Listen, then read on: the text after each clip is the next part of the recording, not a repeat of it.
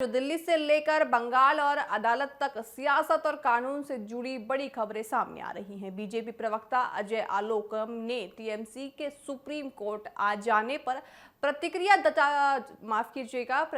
जताते हुए चुनाव आयोग से काउंटिंग सुपरवाइजर फैसले का विचार किया है। वहीं पश्चिम बंगाल में 15 बूथों पर दोबारा मतदान का आदेश दिया गया है, जिससे राजनीतिक तनाव और बढ़ गया है। दूसरी तरफ टीएमसी नेता शशि पांजा ने राज्य चुनाव को पत्र लिखकर अपनी आपत्ति जताते हुए कहा है कि इस बीच इलाहाबाद हाईकोर्ट ने एक अहम टिप्पणी करते हुए कहा कि सार्वजनिक जमीन पर नमाज पढ़ना कोई मौलिक अधिकार नहीं है, जिससे एक नया कानून और सामाजिक बहस का माहौल बन सकता है। कुल मिलाकर आज का दिन राजनीतिक, चुनावी विवाद और न्यायपालिका के अहम फैसलों से बेहद गर्मा गया है। अब आपको सुनाते हैं कि अजय आलोक ने और क्या कुछ कहा है अपने इस बयान में।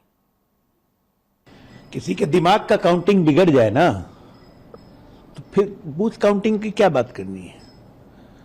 ममता दीदी के दिमाग का काउंटिंग बिगड़ गया। बताइए, काउंटिंग को लेके कि केंद्रीय कर्मचारियों की नियुक्ति क्यों, इसको लेके हाईकोर्ट गई, हाईकोर्ट ने रिजेक्ट कर दिया तो सुप्रीम कोर्ट पहुंच गई। क्या मन में चल रहा है? मतलब ये क्या काउंटिंग में भी गड़बड़ करवाती थी? स्टेट कर्मियों को लेके ये पहले काउंटिंग में भी गड़बड़ करवाती थी, इसका मतलब ये ना हुआ, इसलिए उनको आशंका है। हर स्टेप में अपने आप को एक्सपोज करते जा रही है। इतनी बदहवासी, इतनी बेचैनी, क्या मजबूरी है? मुझे तो डर है कि आज शाम तक या कल कहीं टीएमसी ये नहीं अनाउंस कर दे कि हम काउंटिंग का बायकॉट करते हैं। ये भी एक संभावना है। ये होगा तो भारत के राजनीतिक इतिहास की पहली घटना होगी।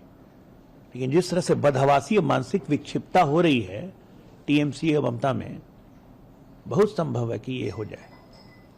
15 सीटों पर 15 बूथ पर आज फिर से रीपोलिंग हो रहा है। सोचिए कि 2.5 लाख सुरक्षा कर्मी, पूरा का पूरा एडमिनिस्ट्रेटिव रीशफल, सब कुछ होने के बावजूद भी टीएमसी की हिम्मत देखिए कि ईवीएम पे बीजेपी के नाम के आगे लीकोप्लास्ट लगा दिया। ये आप मामूली घटना समझ रहे हैं?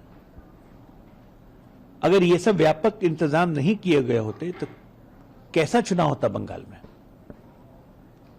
मतलब आप जबरन बूथ कब्जा भी करते हैं, आप एडमिनिस्ट्रेटिव घपला भी करते हैं, आप ईवीएम मशीन पे भी घपला करते हैं, आप काउंटिंग में भी घपला करते हैं। ये बंगाल में सरकार कैसे चल रही थी पिछले 15 साल से, या उसके पहले कम्युनिस्टों के राज में? यही सब था क्या मोडस ऑपरेंडी? लोग कहते थे ज्योति बसु ने शिक्षकों का नेटवर्क तैयार किया इसलिए वो चुनाव नहीं हार सकते हैं। ये ममता दीदी ने कौन सा नेटवर्क तैयार किया था? नहीं, वो तो साफ साफ टीएमसी चिट्ठी लिख रही है स्टेट इलेक्शन कमीशन को। देखिए जो सीसीटीवी फुटेज आ रहे हैं जहां पे स्ट्रांग रूम है और रुक रुक के आ रहे हैं, कभी चलते हैं कभी नहीं चल रहे हैं, इतने गंभीर आरोप लगा रहे हैं।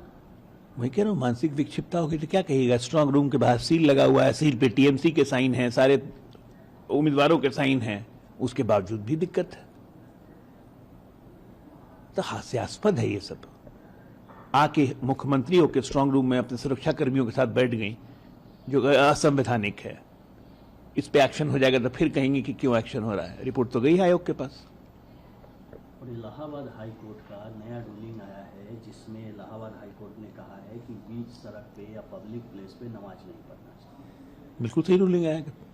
गलत क्या है? गलत यह है कि इस चीज के लिए भी कोर्ट को रूलिंग देनी पड़ती है। यह नियम पहले से है। सार्वजनिक जगहों का उपयोग आप नहीं कर सकते हैं धार्मिक काम के लिए, लेकिन इस चीज के लिए भी इस देश में कोर्ट को रूलिंग देनी पड़ती है। दुर्भाग्य ये है। पश्चिम बंगाल के चुनावों में पूरे देश को जो है अब समेट के रख दिया है। पश्चिम बंगाल की राजनीति अब ये देखना होगा कि आगे क्या मोड़ लेती है। 4 मई को क्या नतीजे आते हैं और 4 मई को किसका झंडा लहराता है। बहरहाल